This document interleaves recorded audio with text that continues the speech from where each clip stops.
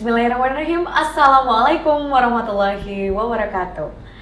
Halo para pemirsa, kembali lagi di PodDM, yaitu podcast PDM Kota Yogyakarta. Nah, di segmen kali ini kita akan membahas mengenai gizi dan potensi pangan lokal. Tentu saja dengan narasumber kita, jadi kita kedatangan tamu. Beliau ini dosen Unisa, biasanya dipanggil dengan Ibu Novi. Beliau adalah Nur Eka Noviani SGZ, betul ya? Ya, dietarian. Nanti kita bisa ngobrol-ngobrol lebih lanjut nih. Nah, Ibu Novi sendiri saat ini menjadi dosen di Universitas Aisyah Yogyakarta. Boleh berkenalan, monggo Ibu?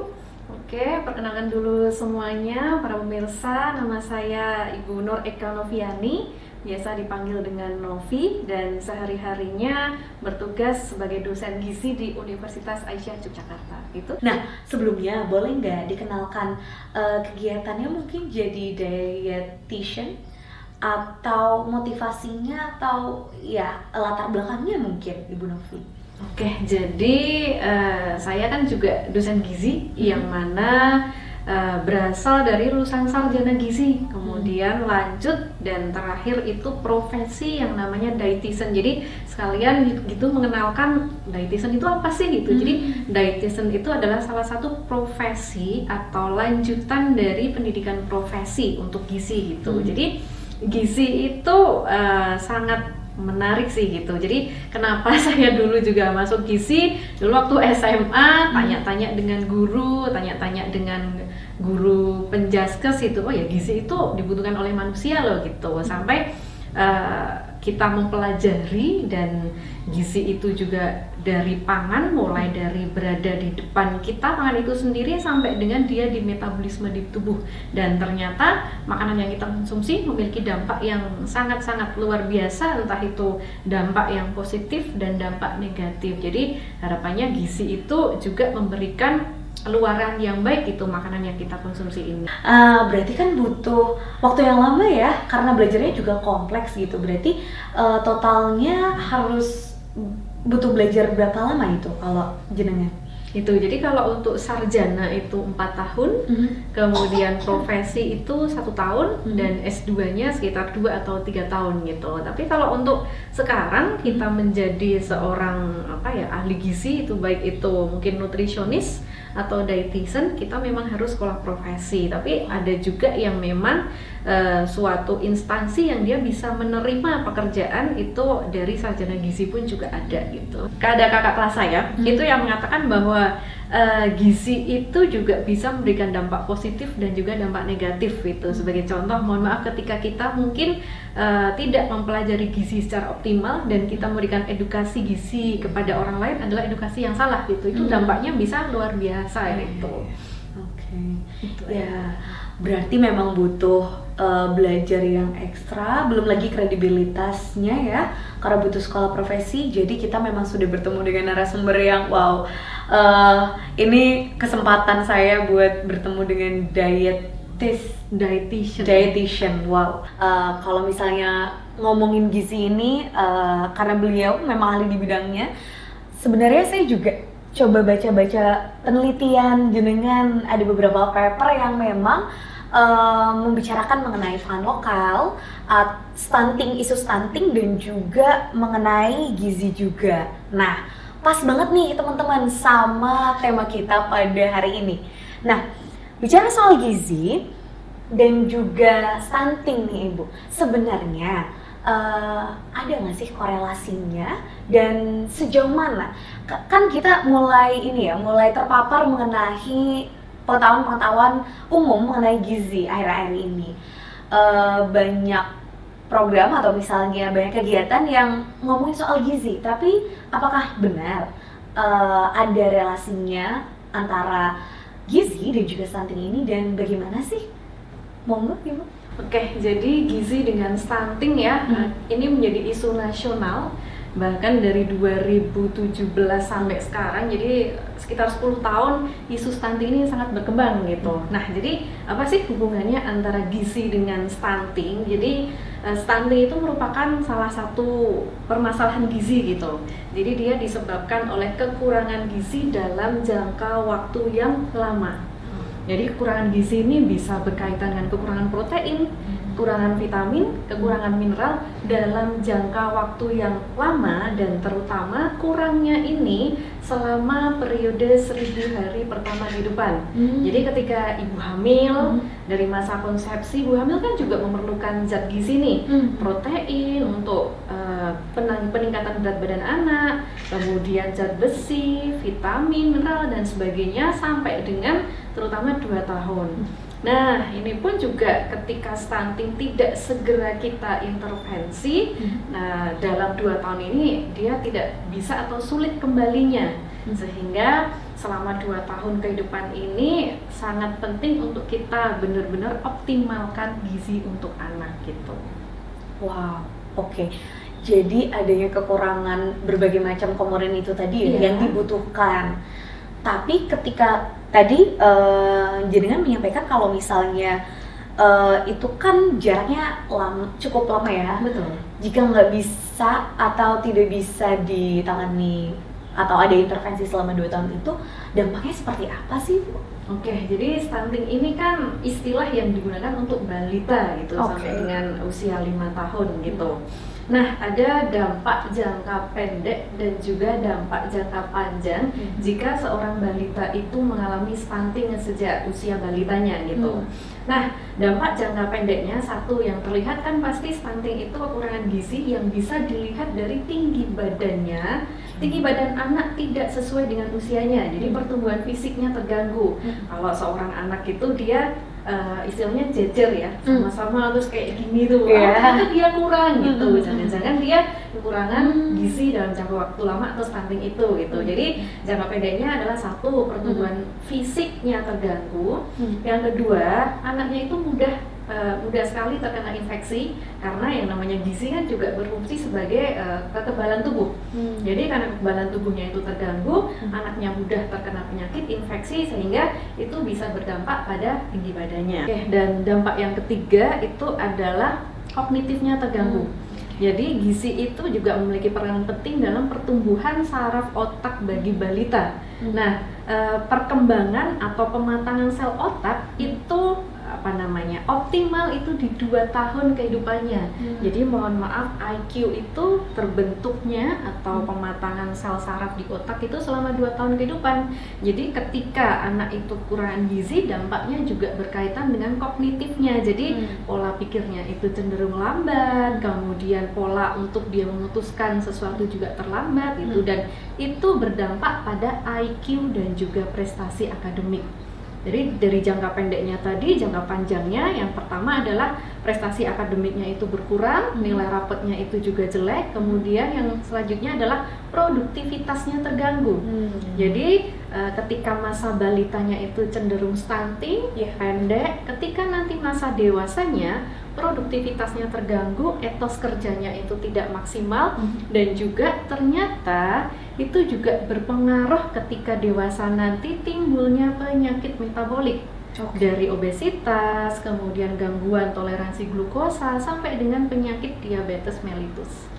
Gitu. Jadi ada sebuah teori yang mengatakan bahwa ketika janin di dalam kandungan, dia cenderung kekurangan gizi, jadi kekurangan gizi selama masa kandungan.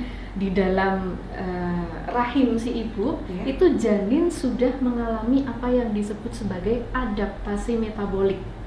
Jadi selama di kandungan kan kurang gizi tuh. Kemudian anaknya lahir.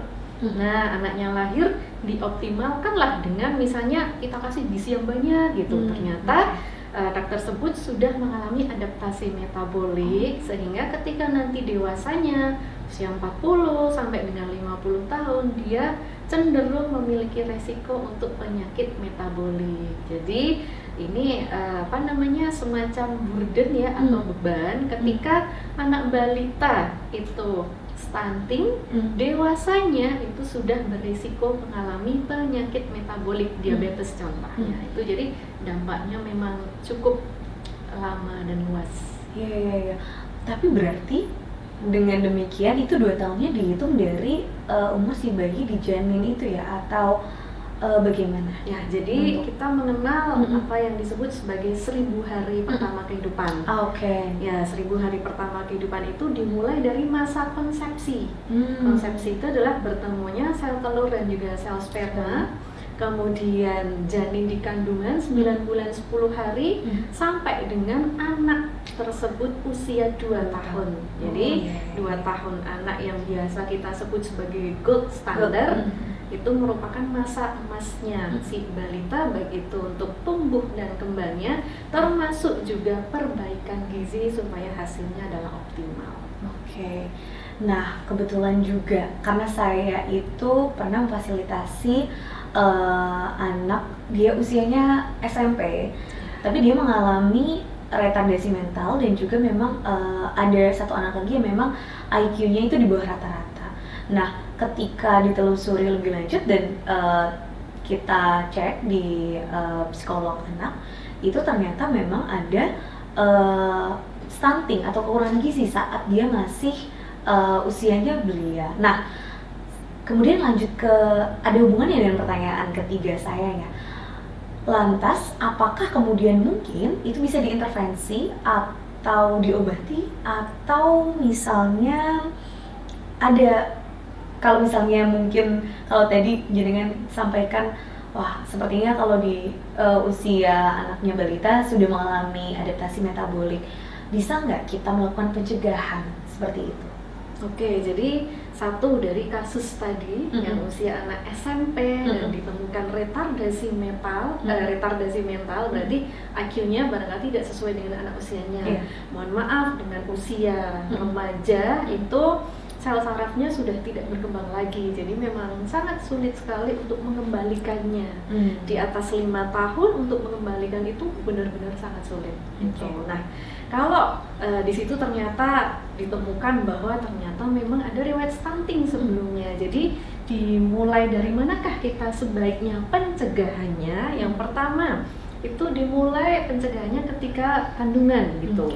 Jadi dimulai dari sebenarnya caten ya, pemilihan pasangan hidup itu di caten itu sebenarnya sudah dicek, misalnya kalau untuk perempuan apakah punya anemia, dicek HB-nya, kemudian juga dicek lingkar lengannya, apakah dia kurang energi kronis atau enggak, yang harapannya nanti ketika sudah menikah itu janinnya nanti berkembang dengan optimal.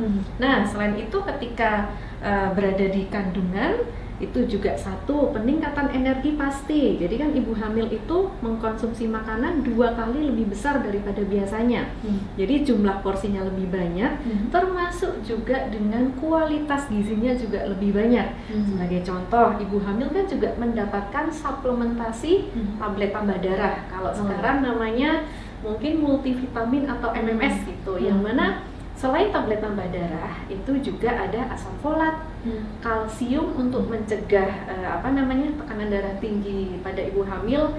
Kemudian sekarang juga mulai isu berkaitan dengan pentingnya vitamin D. Jadi meskipun Indonesia itu berada di bawah garis khatulistiwa, ternyata kadar vitamin D bagi ibu hamil itu juga rendah gitu, yang itu juga bisa turut menyumbang pada stunting. Jadi aneka macam energi harus terpenuhi, protein selama hamil juga terpenuhi, vitamin dan mineral terpenuhi, itu selama hamilnya.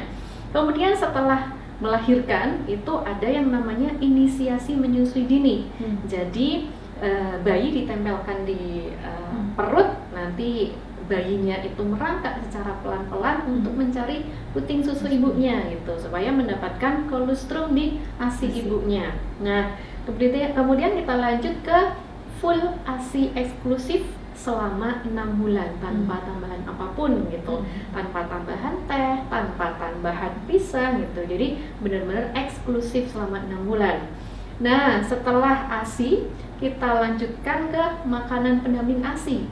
Di 6 bulan itu kita berikan misalnya makanan bubur saring ataupun puree. Kemudian lanjut usianya sekitar 7-8 bulan itu makanan yang dia sedikit lebih teksturnya lebih kental daripada bubur saring, itu sekitar bubur lumat. Kemudian nanti di 8 bulannya kita ke tekstur semacam tim atau cincang sampai dengan dia usia 12 bulan itu seperti makanan keluarga di rumah. Jadi usia 1 tahun sudah makan nasi, tempe, boleh tempenya itu dimakan dengan dipegang atau finger food, bolehlah gitu. Itu adalah tahapan MPASI yang mana itu bisa berpengaruhnya banyak gitu kan. Di 1 tahunnya anak itu sudah mulai ada yang namanya GTM, gangguan makan, disembur, dilepe. Nah itu memang proses yang benar-benar kita sebagai ibu harus sabar, telaten, dan juga menyesuaikan dengan tingkat moodnya anak itu. Dan kita tidak boleh memaksakan kalau anaknya lagi marah kita jejeling, itu nggak bisa gitu. Itu dari tahap MPASI. Nah kemudian jangan lupa anak juga dimonitor tumbuh kembangnya setiap 1 bulannya ke posyandu. Itu sebagai salah satu sarana untuk monitoring kita apakah terjadi misalnya penurunan berat badan ataukah tinggi badannya menurun. Nah dan juga hal yang penting adalah menjaga sanitasi tetap baik, cuci tangan, kemudian potong kuku, kemudian kebersihan rumah dan sebagainya untuk setidaknya menghindari infeksi. Itu pencegahannya dari ibu hamil sampai dengan balita, bahkan selalu kita monitoring sampai dengan lansia nanti. Wow. Jadi ternyata kompleks sekali ya. Ternyata perkara gizi itu bukan cuman ketika anak sudah lahir baru kita mulai perhatian di situ nih teman-teman, tapi juga mulai dari awal. Nah jadi buat pemirsa, bahkan mulai dari memilih pasangan ya. Ya ampun, itu kayak tidak pernah kebayang ya ternyata membicarakan gizi itu perencanaannya ternyata sampai sana gitu. Nah kita mungkin akan lanjut nih karena tadi itu butuh perencanaan, tidak cuman balita saja ternyata yang pentingnya gizi gitu ya. Kemudian kalau misalnya kecukupan gizi lebih lanjut tadi, apakah remaja, apakah ketika usia remaja atau sudah dewasa, tua, kemudian lansia itu juga ada semacam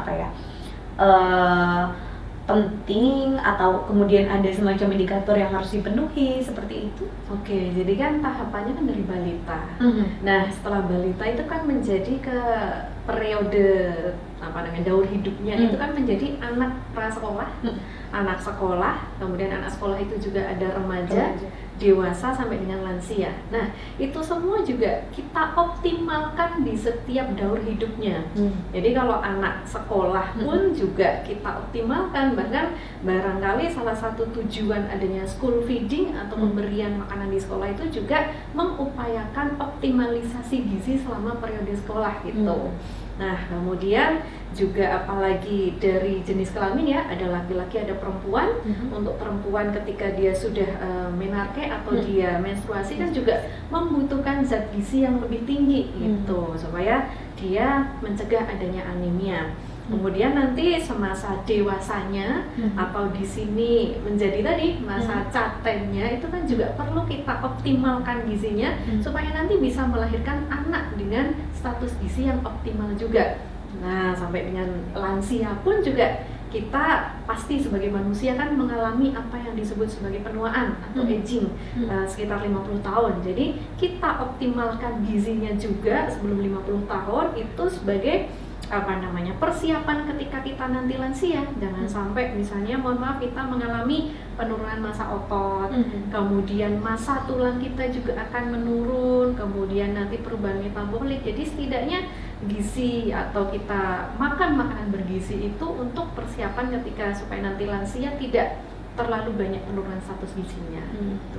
Ya, jadi memang setiap periode dari daur hidup manusia sendiri memang punya semacam memang ada gizi yang harus dipenuhi sesuai kebutuhannya gitu ya. Wow, ternyata memang di setiap tahapan kehidupan itu juga memiliki standar gizi yang harus dipenuhi ya. Nah, Ibu, kemudian berbicara mengenai standar gizi yang harus dipenuhi nih. Kalau misalnya rata-rata, kita kan taunya kan makanan bergizi itu yang entah itu impor, sesuatu yang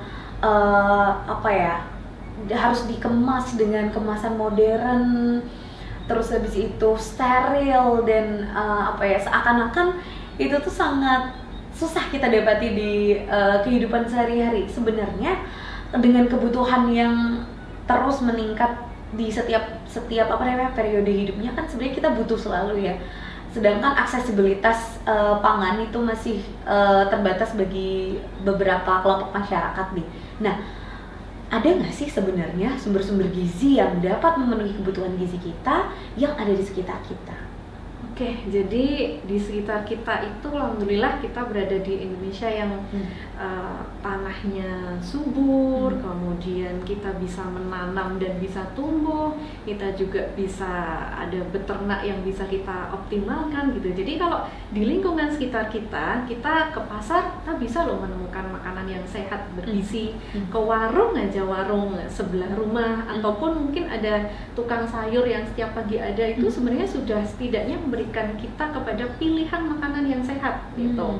Misalnya kita ke pasar, protein banyak di sana, ada telur juga berbagai macam jenis, ada telur ayam, telur bebek, telur puyuh, kemudian juga ada berbagai macam jenis ikan, mulai dari ikan lele, ikan kembung, ikan nila, bawal, kemudian ada juga unggas, ada ayam, ada apalagi biasanya kalau kita unggas ya, unggas itu ayam ya gitu. Kemudian daging sapi yang memang kita pilihlah di situ dengan harga yang bisa sesuai dengan kantong kita.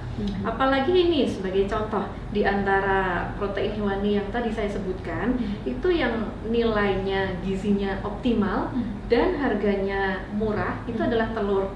Tuh, jadi telur itu merupakan salah satu jenis protein hewani yang dia memiliki asam amino yang lengkap gitu. Makanya kita mengkonsumsi putih telur gitu. Itu sebagai contoh nih, kalau atlet itu kan mengkonsumsi putih telur untuk meningkatkan massa ototnya. Begitu pula dengan kita atau balita kita mengkonsumsi telur itu untuk meningkatkan berat badan, termasuk juga untuk komponen enzim, hormon dan sebagainya. Jadi kita sangat mudah sekali menemukan makanan yang bergizi di sekitar kita. Sayur juga banyak gitu.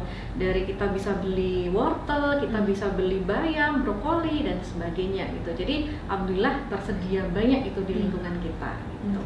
Nah, kalau misalnya ngomong-ngomong soal keberlimpahan bahan yang bergizi di sekitar kita, ada nggak sih contoh sayur yang sebenarnya dia itu superfood atau dia bergizi kompleks yang jarang kita tahu gitu, atau sebenarnya itu sumber gizi yang sangat oke gitu? Ada nggak sih, Bu? Jadi istilah superfood ya, jadi superfood itu kita istilahkan sebagai salah satu jenis makanan yang memang banyak ditemukan pada bahan makanan nabati gitu. Karena kalau kita sudah ngomongin hewani tentu zat gizinya berbeda. Betul. Nah, ketika superfood itu sebagai bahan pangan yang berasal dari nabati atau tumbuhan, itu makanya kita bisa mengulik berbagai macam khasanah lokal daerah masing-masing yang ternyata dia memiliki nilai gizi yang tinggi, antioksidan yang banyak, kemudian vitamin mineral yang juga banyak gitu. Mungkin sebagai contoh yang atau yang menjadi isu tren itu adalah daun kelor gitu, karena ada semacam mindset atau mungkin pandangan lokal bahwa daun kelor itu sejenis sayur yang digunakan untuk sajian dan sebagainya. Ternyata setelah diteliti itu memiliki kandungan antioksidan yang dia juga tinggi. Sebenarnya kalau kita membicarakan superfood, sebenarnya itu kayak merujuk pada salah satu bahan makanan yang dia kayak brandingnya tinggi berkaitan dengan kandungan gizinya. Padahal sebenarnya makanan yang kita konsumsi itu sifatnya adalah kombinasi dari nabati, kombinasi dari hewani gitu. Jadi kalau kita hanya mengandalkan pada satu jenis makanan itu juga tidak optimal. Padahal makanan yang kaya antioksidan itu cenderung yang dia seperti pelangi, warnanya merah Kalau merah itu seperti misalnya bayam merah, buah naga itu dia mengandung antioksidan antosianin. Kemudian ada warnanya orange, wortel, pepaya itu mengandung antioksidan beta karoten. Kemudian ada bawang putih ataupun daun bawang itu juga mengandung antioksidan tertentu, brokoli dan sebagainya. Jadi kita mengkombinasikan sayuran itu untuk memaksimalkan nilai gizi dan juga antioksidannya. Gitu. Jadi prinsipnya adalah mengkombinasikan makanan kita. Berarti sebenarnya di sekeliling kita bahkan kita tuh bisa loh menanam sendiri begitu ya? Bisa banget itu. Wow. Sebenarnya baik itu di desa ataupun di wilayah perkotaan itu bisa itu. Kebetulan saya mau sedikit cerita kan. Kalau saya kan asalnya dari desa gitu. Saya berasal dari Kulon Progo yang mana ayah saya itu cenderung perigel itu loh orangnya. Jadi meskipun profesinya bukan seorang petani tapi suka nanam-nanam gitu. Singkong ditanam, jeruk ditanam, bahkan pernah lele juga. Jadi memanfaatkan karangan. Nah, itu kan kalau di desa. Nah, bagaimana dengan di kota ini yang cenderung pekarangannya sempit itu. Kalau banyak sekarang kan hidroponik ya, hidroponik, kemudian ada budik damber, budidaya ikan lele dalam ember, kemudian ada juga vertiminaponik. Nah, saya pernah tuh dan masih terngiang-ngiang tuh di kepala saya tuh ini, jadi peternakan yang dia menggunakan kandang, namanya kandang lipat galvalum gitu. Saya juga baru belum ada setahun ini lihat itu, dan itu diletakkan di dekat jalan depan rumah gitu. Setiap hari saya lewat itu kebetulan ayamnya adalah ayam petelur. Ayam petelur, dan di situ kandangnya sudah disetting sedemikian rupa. Jadi telurnya itu langsung bisa keluar, kita ambil. Jadi bukan seperti dibiarkan kayak ayam kampung ya, ayam kampung kan dibiarkan. Itu berada di dalam kandang itu ternyata menurut saya juga salah satu solusi untuk meningkatkan akses protein hewani di lingkungan perkotaan gitu. Iya benar-benar. Jadi sebenarnya dengan cara mengelola mulai dari menanam sendiri atau memelihara sendiri, kita juga punya akses, kita bisa tahu itu bagaimana cara produksi bahan pangan di sekitar kita, mengolahnya juga sampai ke konsumsi gitu ya. Iya, itu bisa. Nah, tapi sayangnya kadang-kadang, apalagi terutama bagi masyarakat perkotaan nih, kita itu taunya yang kita taunya sumber pangan itu dari supermarket, dimana dia itu kadang-kadang impor.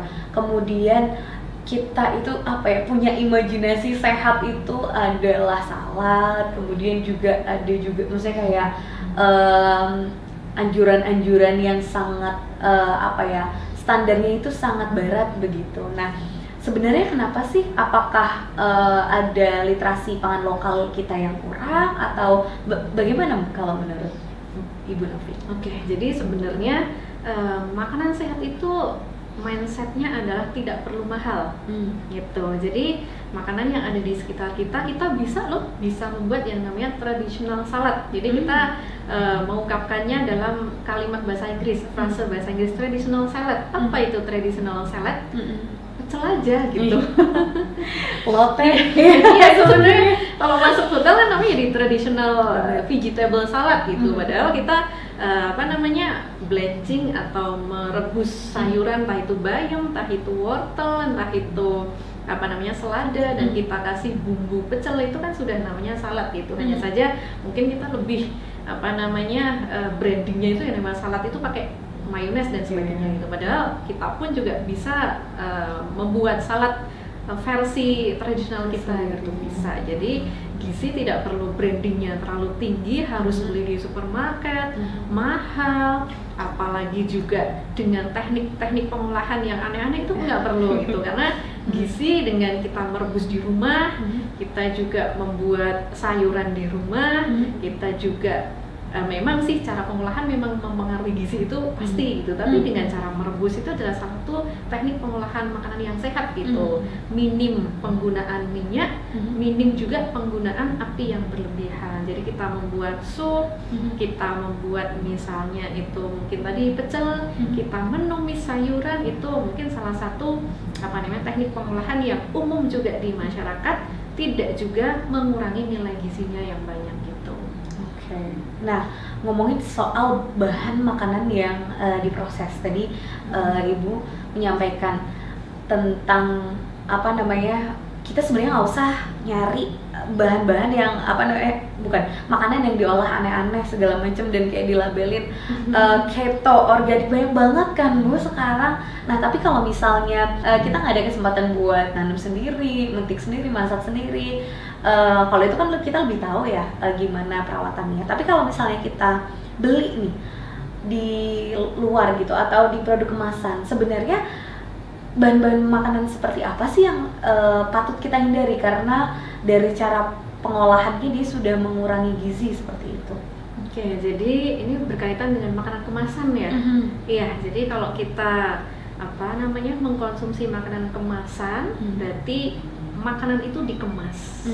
Nah, makanan kemasan pun sebenarnya sudah ada yang namanya tata caranya atau SOP-nya makanan kemasan gitu. Nah, kita sebagai konsumen kan nggak tahu itu pengemasannya gimana, tapi sebagai konsumen kita setidaknya membaca tentang label gizinya gitu. Jadi berapa kandungan gulanya, berapa persen kandungan gulanya atau berapa gram kandungan gulanya, kemudian kandungan natrium, garam maksud saya. Jadi ada gula, garam dan juga lemaknya gitu. Karena 3 bahan itu cukup kita waspadai, baik itu garam, gula, dan minyak. Karena jika kita mengkonsumsi makanan kemasan secara berlebihan tanpa kita melihat bagaimana kandungan garam, gula, lemaknya, itu juga beresiko menjadi obesitas atau berat badan berlebihan gitu. Jadi selain kandungan gula, garam, minyak, itu ada satu lagi yang mungkin menjadi isu juga nih akhir-akhir ini tentang yang namanya UPF. Ultra processed food. Ultra processed food. Ultra processed berarti kan dia diproses lebih panjang, berkali-kali, dan ketika diproses lebih panjang, resiko untuk penurunan nilai gizinya pun juga lebih tinggi. Sebagai contoh, kita punya wortel. Wortel itu kalau direbus ataupun sebenarnya dibersihkan dengan air yang mengalir, itu sebenarnya sudah cukup mengurangi nilai gizi, apalagi dipanasin sampai dengan mendidih, dipanasin lagi, karena bahan makanan tersebut sebagai contoh wortel yang mana dia kaya kandungan vitamin C-nya itu secara bahannya bisa rusak dengan panas. Oke, jadi setiap makanan pun juga punya cara untuk menjaga kualitas dari segi pemasakannya. Oh iya, berarti sebenarnya sepengetahuan saya ultra processed food itu bisa jadi dalam bentuk kemasan, bisa banyak sih bentuknya ya teman-teman. Kadang-kadang kita nggak sadar juga gitu, makanan kesukaan kita bisa jadi dia ultra processed food juga nih. Nah tapi ternyata setelah dipikir-pikir, misalnya kita bikin sayur. Nah, pagi masak sayur, siang diangetin lagi. Sampai sore saya malam diangetin lagi. Itu berarti bisa ya?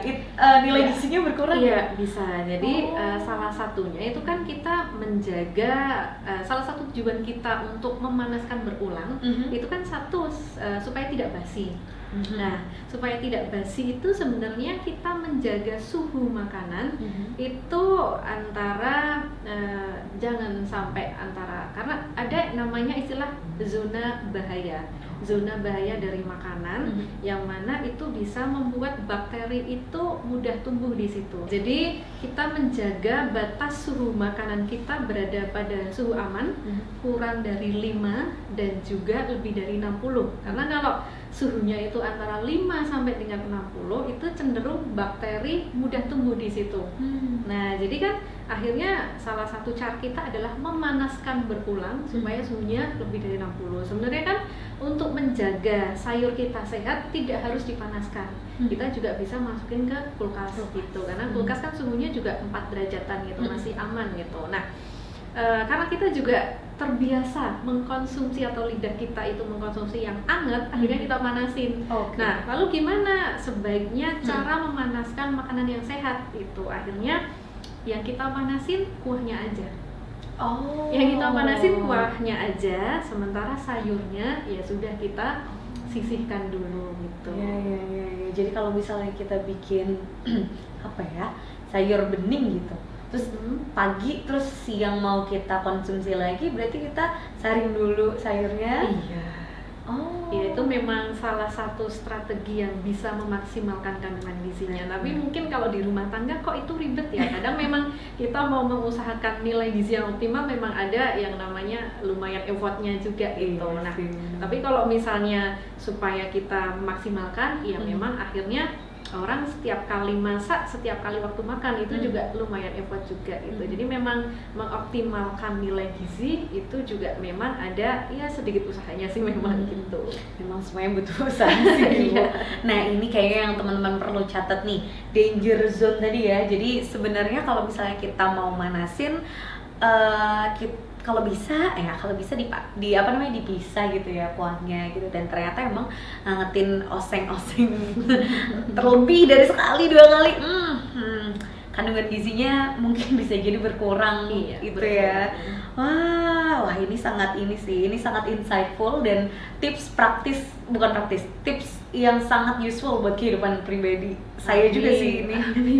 Nah kemudian tadi kan kita sudah ngomongin mulai dari konsep apa namanya, bagaimana hubungannya stunting dan juga gizi, kemudian ternyata penting banget mulai dari awal dari kehamilan sampai di anak usia 2 tahun, termasuk juga kebutuhan tiap manusia itu juga ini punya kebutuhan gizinya, sampai kita ngomongin soal pangan lokal. Dan sebenarnya tadi Ibu juga share tentang sebenarnya banyak cara loh kita bisa mengusahakan gitu aksesibilitas mengenai potensi pangan lokal yang bergizi di sekitar kita gitu ya, sampai di tips yang pas dikonsumsi itu tadi. Nah sebenarnya nih siapa aja sih yang harus berperan dalam mengusahakan gitu, kalau misalnya kita ngomongin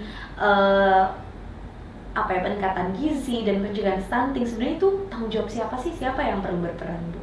Jadi perannya siapa itu adalah perannya keluarga gitu. Jadi komponen keluarga itu kan yang pertama ada ayah, ada ibu, dan juga ada balita. Nah, di sini dalam pola pengasuhan anak termasuk pola pemberian makan itu tidak hanya berada pada sisi ibunya aja gitu.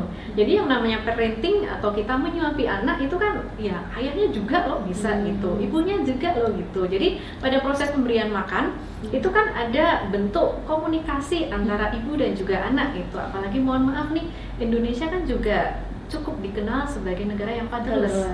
Padahal hanya kita dengan memberikan makan atau bahasanya nyuapin makan antara ayah dan anak itu juga sudah merupakan salah satu parenting gitu. Jadi pola asuh bersama, pola pemberian makan bersama, kemudian ngajakin ke posyandu itu, bapak-bapak ke posyandu juga nggak masalah loh gitu. Jadi memang dimulai dari keluarga, dan itu tetap pengasuhannya adalah bersama antara ibu dan juga ayah, suami dan juga istri. Oke, kita sudah sampai di segmen terakhir nih teman-teman. Ternyata pembicaraan tentang gizi tadi, wow, sangat menginspirasi ya. Ini bisa jadi catatan kita bersama. Ingat, bukan hanya ibu-ibu atau adik-adik aja yang penting, tapi semuanya juga perlu buat belajar literasi soal gizi itu. Nah, untuk segmen terakhir kita pengen ada pesan singkat yang bisa disampaikan ke penonton di rumah. Silahkan, monggo Ibu Novi. Oke, jadi yang namanya gizi itu sebagai salah satu investasi. Jadi investasi untuk seluruh daur kehidupan kita. Jadi gizi itu kita butuhkan dari masa kehamilan, kemudian bayi, balita, anak sekolah, remaja, dewasa. Jadi kita seluruh daur kehidupan membutuhkan gizi. Dan gizi ini bisa loh kita peroleh dari lingkungan sekitar kita. Bisa dengan kita beli di pasar atau kita dengan mengusahakannya di rumah. Jadi pemirsa di rumah itu juga bisa mengoptimalkan pekarangan ataupun lingkungan rumahnya buat nanam pangan yang dia memiliki gizi yang baik gitu. Misalnya bayam, beternak, kemudian budidaya sayuran, ikan, dan sebagainya gitu. Oke, terima kasih Bu Novi. Itu ya teman-teman, bisa kita praktikan langsung dari rumah. Oke, kita sudah sampai pada akhir acara. Terima kasih banyak telah membersamai kami. Semoga apa yang tadi kita bicarakan dapat sampai di hati dan juga bisa kita praktikkan ya bersama-sama. Sampai jumpa pada tema selanjutnya di Pod DM. Sekian dari saya pamit undur diri. Wassalamualaikum warahmatullahi wabarakatuh.